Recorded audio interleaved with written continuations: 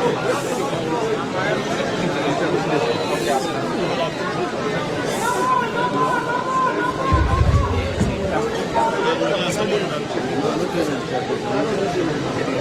know, Dr. S.S. Marrah, by the way, you do this thing this evening, I think you forgive double PhD.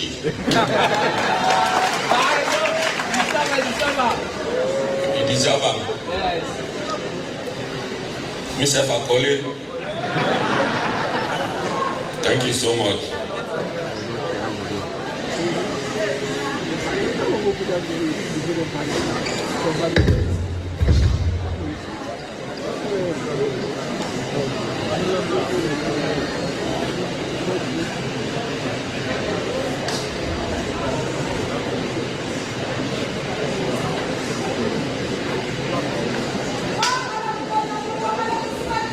Good evening, everyone. Before I get started,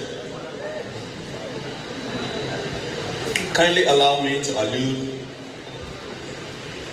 to something very simple, an idea that we have broached and one that I wish that will nurture as well as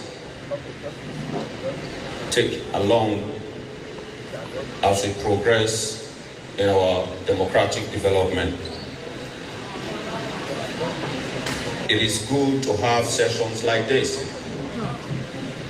Conversations around national development shouldn't just take place in Parliament or in the room of cabinet or in political party offices, leaving out experts and professionals, whether they are lawyers, bankers, engineers, and all walks of life. Maybe, just maybe, a forum of this nature that equalizes everyone, that invites people from all walks of life to sit down and cross-fertilize ideas, I strongly believe should be nurtured. I think it's the way to go. Thank you. Thank you. And so I'll put it this way, so that we'll all get exactly what I'm alluding to. And I learned this in Trinidad and Tobago. An inscription in the office of the Hilton Hotel. And it reads, if you have an idea, and we exchange our ideas, we'll have two ideas. So you will have had two, and I will have one. There are two. If you have a penny, exchange our penny, you'll still have a penny, and I'll still have one. So the best scenario is to learn from each other and to cross-fertilize ideas. That's why we are here tonight.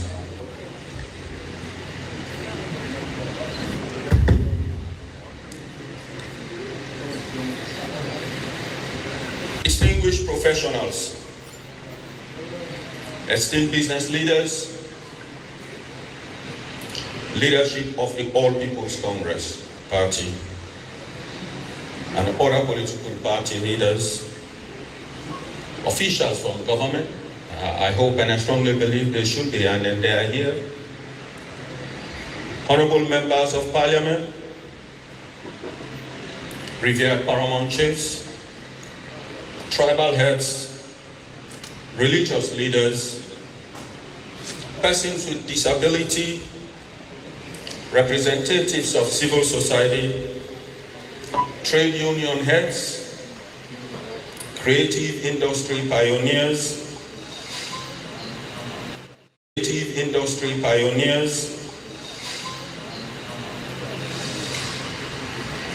mayors and district chairpersons, as well as councillors, our dynamic youth, empowered women, and all stakeholders gathered here this evening, I want to say good evening.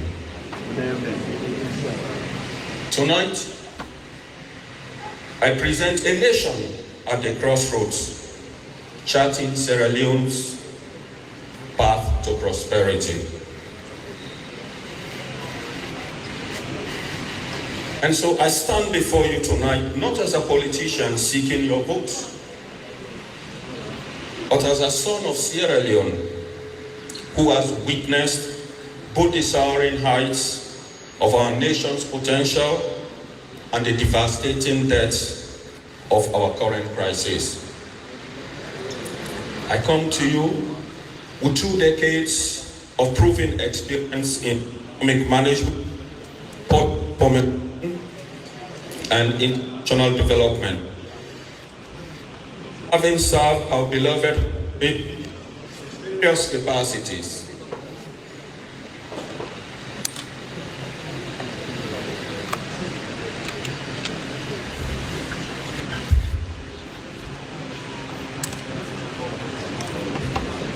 Hello? And having served our beloved country in various capacities during President Ernest Bai Koroma's transformative administration that lifted Sierra Leone to become one of the fastest growing economies in the world.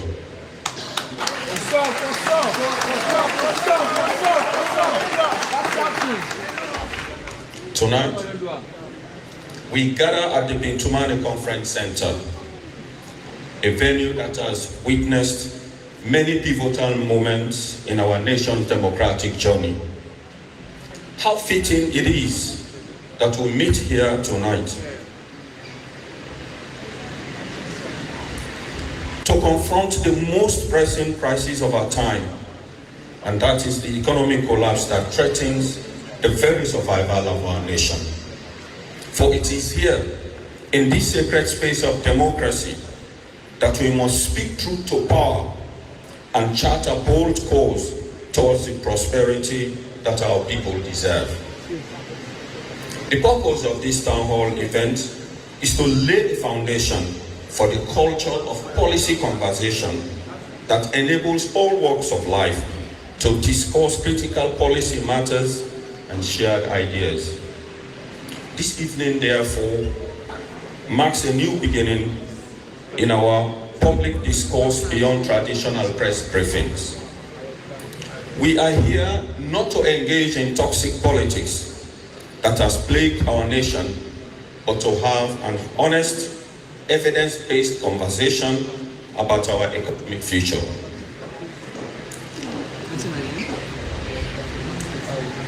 That is why we have in our midst professionals drawn from various fields contributing to national development. This dialogue, therefore, represents an opportunity for government to hear from the opposition and all walks of life for policy enrichment.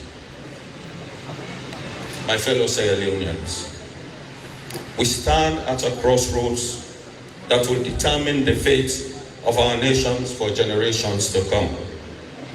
The path we choose will determine whether our children inherit a nation of opportunity and abundance, or one condemned to continue suffering for unfulfilled potentials. The choice before us is not merely political. Trust me, it is existential. It is about the very soul of our nation and our collective destiny as a people. The devastating reality of our economic collapse. My fellow Sierra Leoneans, let us be frank about what the government is refusing to acknowledge. We are not just in an economic crisis, we are witnessing the systematic deterioration of our economy.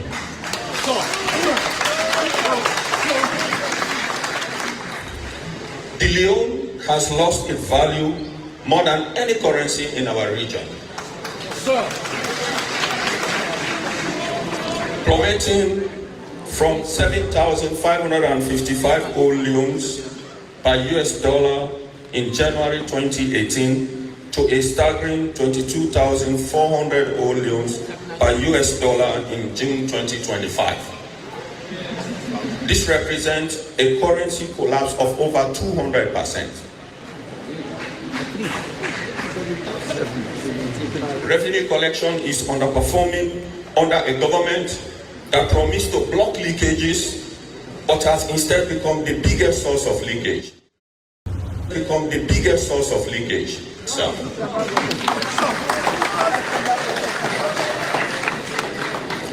the government is spending far more than it earns, with a bloated wage bill that has grown uncontrollable since 2018. While struggling to pay salaries amidst uncontrolled spending with little oversight, the endless and sometimes unnecessary foreign travels by government officials continue to drain our treasury whilst our people suffer.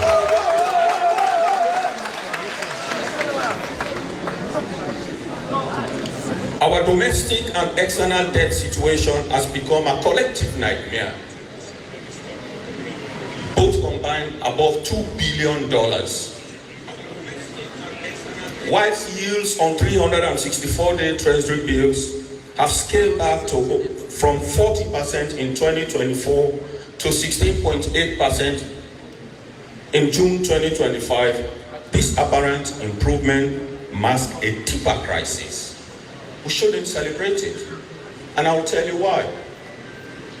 Because the private sector has been completely crowded out of the credit market, and government remains saddled with the burden of debt created by years of high interest rates.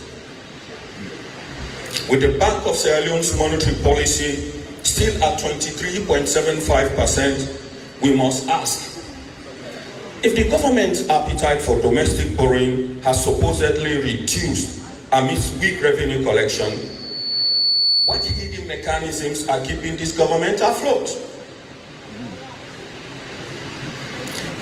How is the government paying debts to contractors and suppliers when development partners have also turned off the tap on government?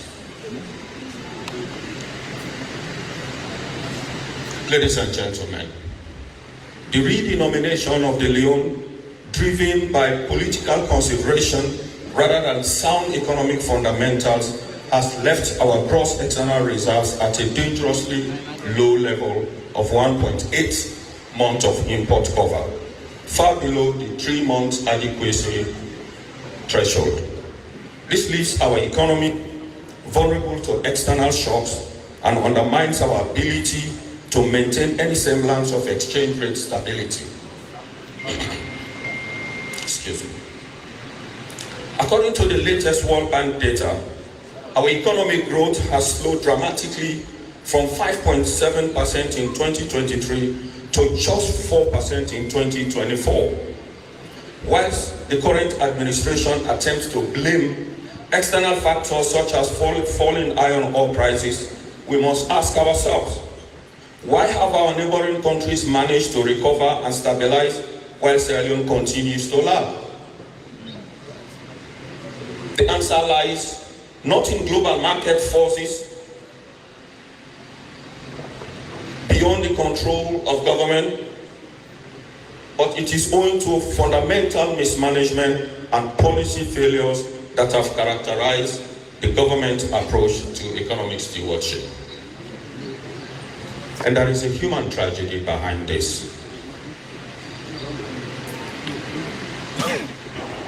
The stories emerging from Sierra Leone are heartbreaking testimonies. When we speak of 80% food insecurity, we are talking about mothers who skip meals for their kids to eat, and elderly citizens who must choose between buying medicine and buying food. 1 in 4 of our children suffers from malnutrition. 1 in 4 of every child in this country suffers from malnutrition. Despite this country suffers from malnutrition. Despite our nation's abundant fisheries resources. This These are not abstract numbers. They represent the faces of our neighbors, our relatives, and our fellow citizens who go to bed hungry in a country that is supposed to be flowing with milk and honey. The 25% child malnutrition rate represents a generation of Sierra Leoneans whose physical and cognitive development is being stunted by policies that prioritize political expediency over human welfare. The delay in salary and pension payment has become a routine that reduces the dignity of our public servants and retirees.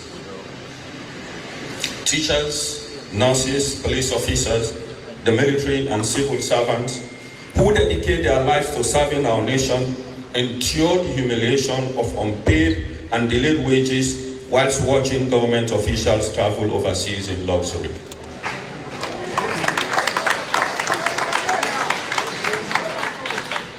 Financial transfer to local councils suffer, and schools perish without subventions.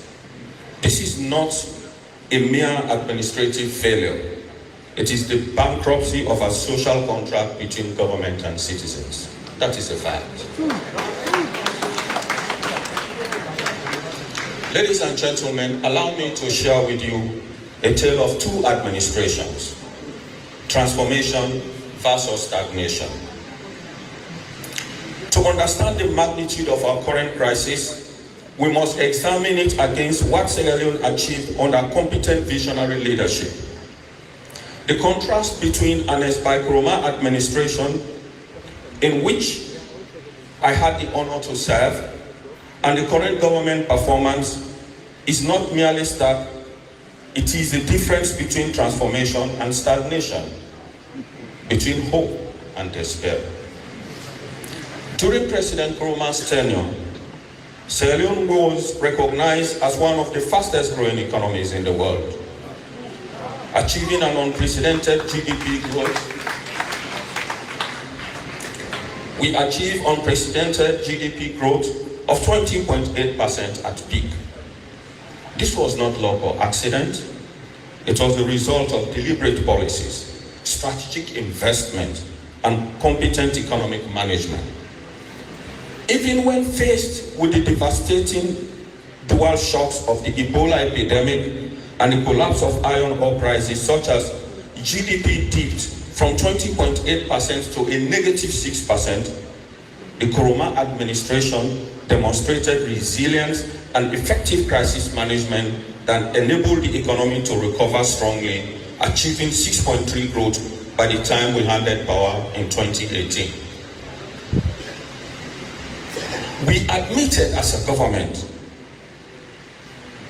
that growth had been decimated by the twin shocks. We admitted the fact, and we introduced corrective measures. The president also enabled real-time audit by the Auditor General in the middle of the Ebola crisis. What an excellent demonstration of transparent and accountable leadership. Well, Sierra Leoneans have witnessed the reverse. That same Auditor General was suspended and removed from office by the same administration for doing her job.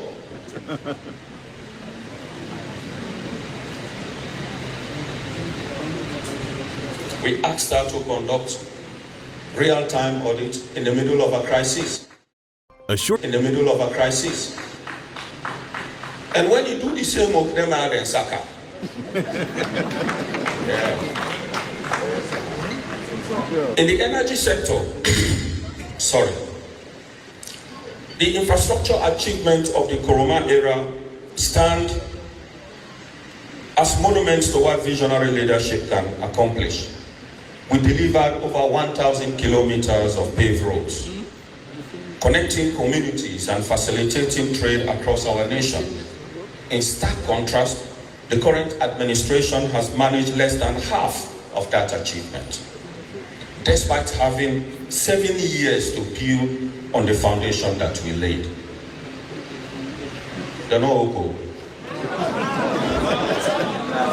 In the energy sector, Our accomplishments were transformative. We kept King Tom and Black Hole Road power plant functioning. We delivered the 50 megawatt Bongona hydro dam, along with additional hydro facilities, Charlotte, Bankasoka, and Makale. We brought Adax Bioenergy with 15 megawatts. We implemented solar parks and the innovative Barefoot Women Solar Project, brought 6 megawatts of power to Lungi and 8 megawatts to Kono, and facilitated the CLSG power supply network which connected Sierra Leone to the regional power grid. These were not mere construction projects, ladies and gentlemen. They were investments in our nation's productive capacity and our people's quality of life. When I not tell blackout?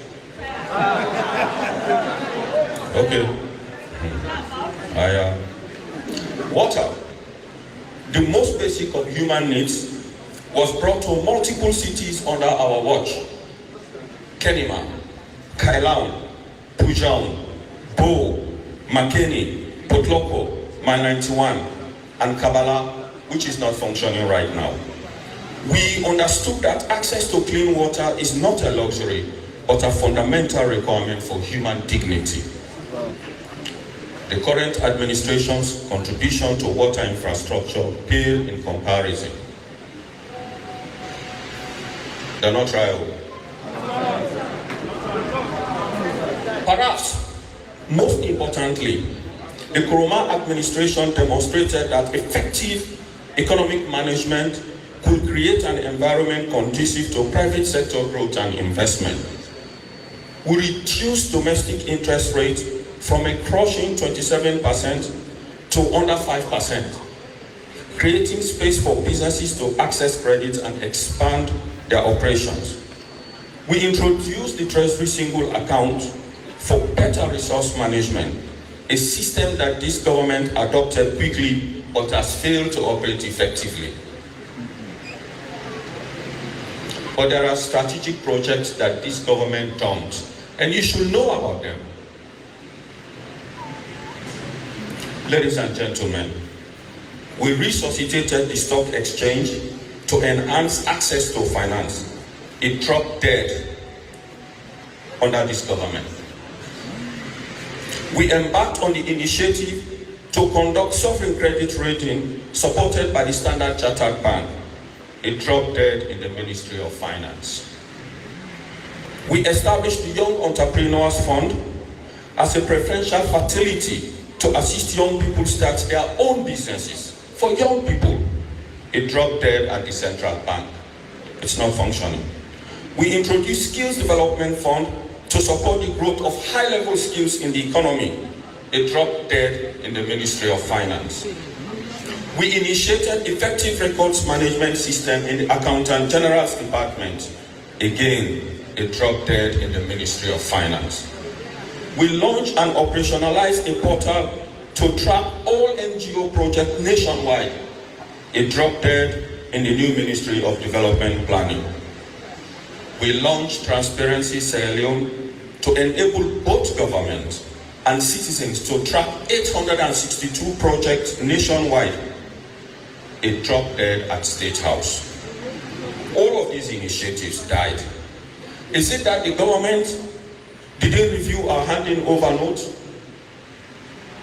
after the 2018 elections? Or did they just abandon them?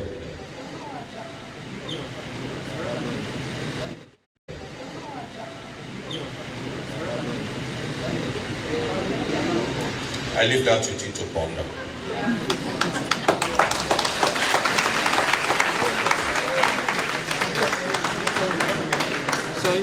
It is for this reason, and among several others, ladies and gentlemen, that I am proposing that political parties consider adopting what I call government transition protocol to guide transition arrangements after elections. It is important.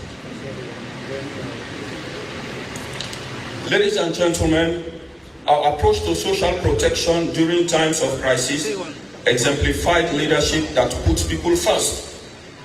During the Ebola crisis, you will recall, when schools were closed for over a year, we ensured that every teacher in Sierra Leone continued to receive their salary on time.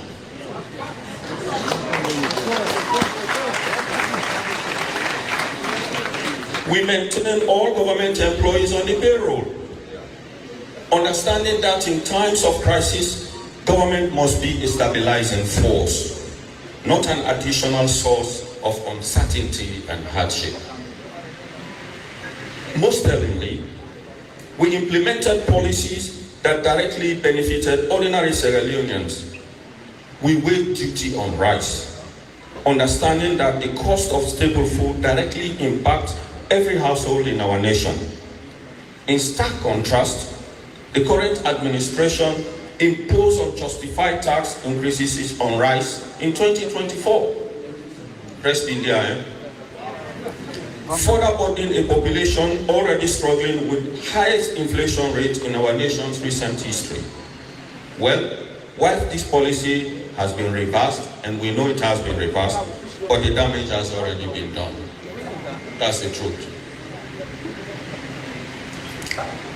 My proven track record.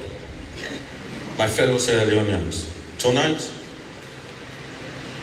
I come with a proven track record of economic leadership that spans over 2 decades of service to our nation and the international community. As Chief of Staff to President Nkrumah, I help coordinate the implementation of policies across government.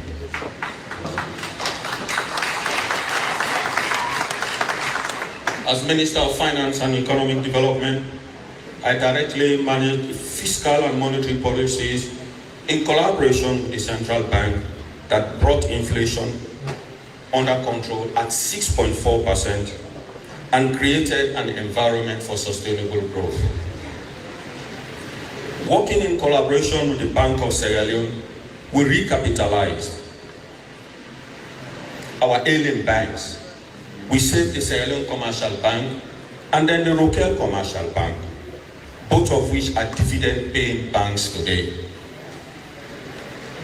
My experience as Minister of Foreign Affairs and International Cooperation provided me with the diplomatic skills and international networks necessary to attract foreign investment and development assistance. Beyond our borders, I've served as chair of the G7+ organization, representing 20 fragile and conflict-affected states in dialogue with international financial institutions and development partners. I have co-chaired the international dialogue on peace building and state building, helping to shape global approaches to post-conflict recovery and development. I have served on the World Bank Advisory Council on Gender and Development, contributing to policies that promote inclusive economic growth. I've served as advisor on public expenditure management at the Commonwealth Secretariat in London, where I provided training and advisory service to developing member countries across the world. This experience has given me unique insight into what works and what doesn't work in economic development.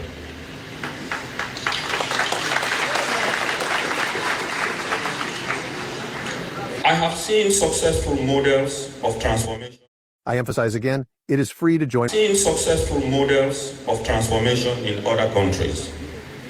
And I understand how to adapt these models of Sierra Leone's to suit Sierra Leone's specific circumstances. I have the relationship and credibility with international partners that are essential for mobilizing the resources our nation needs for sustainable development. Immediate action recommendations to save our nation. Ladies and gentlemen, the current situation demands immediate action. Revenue is underperforming, expenditure is uncontrolled, compounded by an increasing wage bill and unreasonably high rates of travel. The government borrowing appetite remains high, with no credible strategy to manage domestic borrowing that comes with uncomfortable high costs. Our foreign reserves have been depleted, and support from development partners has flowed as they are waiting for ongoing negotiations between the government of Sierra Leone and the International Monetary Fund, that is the IMF. So nothing will happen right now. No partner no dey pull 1 cent until government don't settle them problems with the IMF. That's why bad. Drawing on my experience in managing Sierra Leone's economy, during both good times when we achieved record growth and difficult times when Ebola decimated our economy, I propose the following immediate actions for the consideration of government.